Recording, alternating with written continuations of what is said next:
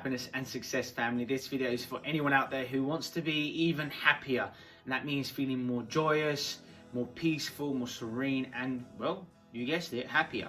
So let's dive straight in. So this is something that goes beyond our conscious brain. This is something that is incredibly deep. It's a universal experience. So we all around the world understand how you feel if you were to smile or to laugh at something.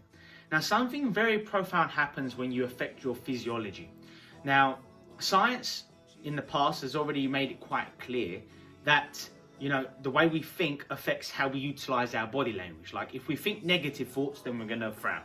If we're being positive, happy, empowered, we might smile, bounce around, be light-footed, these sort of things, and be quite happy. and to be quite active, for instance.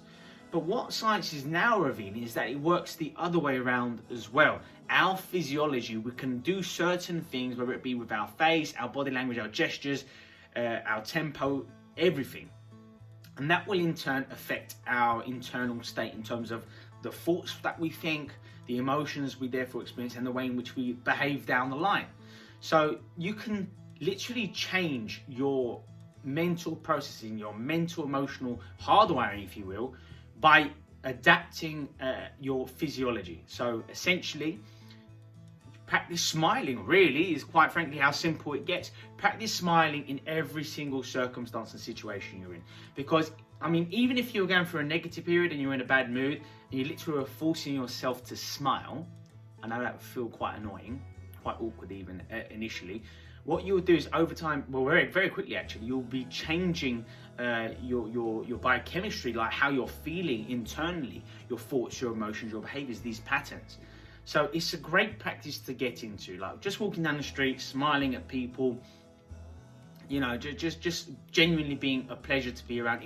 You're spreading good vibes, you're creating good energy around yourself, and you'll start to attract better quality things.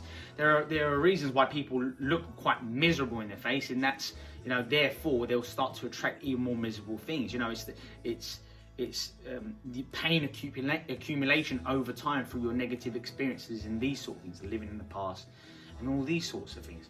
But it's very profound, and you know they did studies, especially in China, within Chinese corporations. What they did was they'll get their teams together every morning. They'll literally just start fake laughing, and it was actually completely staggering, because what they found was that fake laughter very quickly, because of the collective experience and everyone doing it and the absurdity of the event, people were actually starting to laugh because it was genuinely funny. It was such a silly experience, and laughing is contagious, and all really powerful emotions, whether positive or negative, are very powerful states, powerful experiences, okay?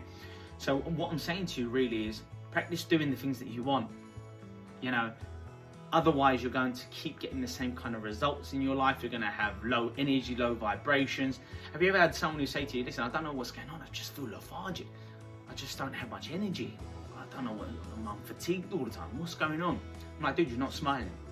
Like, lady, you're not laughing as much as you should be. Like, you're not as joyous. You're taking things too seriously. You're living within your egoic mind, and therefore you experience lack, inadequacy, incompleteness, or you feel like you don't deserve to be happy. You feel, no, I've been taught that you can only be happy and smile and laugh in life once you achieve something.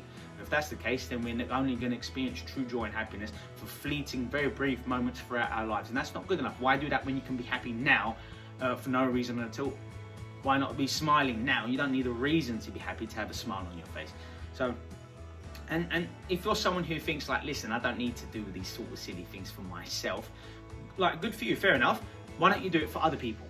Familial members, friends, relatives, your peers, your colleagues, strangers. Like, do it for the world. Like, literally, smiling is contagious. There's a reason it has that domino effect. It's like a chain reaction. Think of it like a cell. Like, if you have harmful free radicals within your body, they in turn start to negatively affect and harm the DNA of other healthy cells over time. That's what that oxidative stress, that chain reaction represents, and vice versa as well. If you're a healthy person, like, and a happy person, that is contagious. You will spread positivity, and small things build up in people's lives. All it takes is one nice gesture, such as smiling or being positive, or being optimistic about someone else's situation or your own, and it has that ripple effect on other people's lives. All right, and they spread greater joy to other people. This is how it works. This is just, sounds very basic, but it's very, very potent, very powerful indeed. So all I can say to change, you start to change and monitor your physiology, even your posture, standing upright, such as I am now, as opposed to walking around slumped over.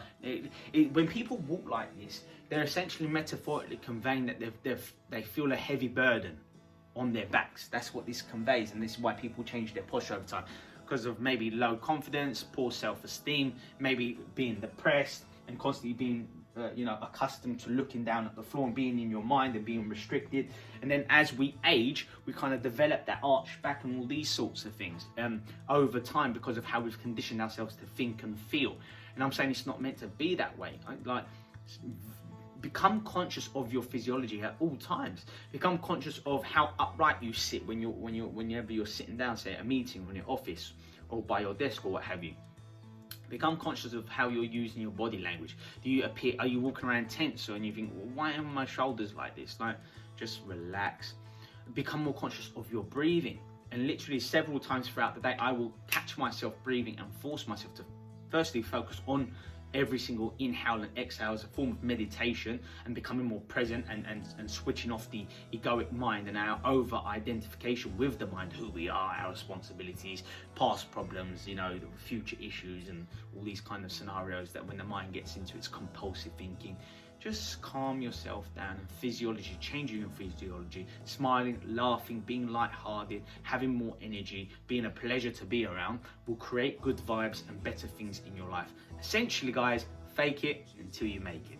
Have a great day. Stay strong. If you're watching this on YouTube, hit the subscribe button and also click the notification bell, because every single week I release several videos like this, but also podcast episodes, one-to-one coaching sessions, and things that you're going to absolutely love. Really insightful stuff. So you're definitely going to want to subscribe. Have a great day. Stay strong.